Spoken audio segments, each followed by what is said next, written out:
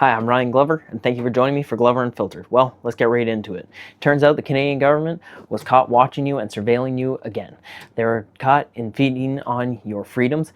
You know what they were doing is that weather app that they came out with, that cool new weather app that released in 2019, they were actually tracking you through it, and they were collecting other data from your phone. There was over 700,000 Canadians that used that weather app, and that they took the data from their phones on it.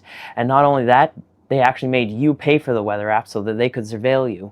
And then they, on the side, paid Telus another $200,000 for them to actually go through the data and pick out certain data to make it easier for the government to read for themselves. Now, this was 1 year prior to what they did. So this was just kind of a lead up that during COVID, they decided to track 33 million cell phones in Canada. That's basically every single cell phone in Canada.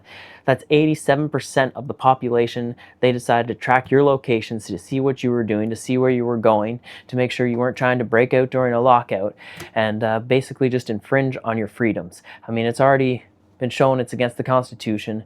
They were wrong to do it. They did the same thing again not too much later with ArriveCan, which actually turned out just to be a huge scam, as that's clearly come out. And now that company is banned from doing business with governments for 7 years. But you know, I think it should be at least 25 or 25 to life. I don't think that company should ever be allowed to do business with the government again.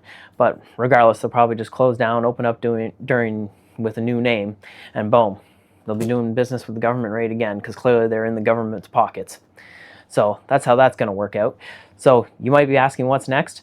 Well, unfortunately, it looks like it's Bill C2 is what's going to be next. So if you want me to do a video on that, let me know. But right now, it just looks like Canada is turning into an authoritarian country. They're using overreach. They're impeding on your freedoms, or some people might say they already are an authoritarian government. But let me know what you think. And as always, stay curious, my friends.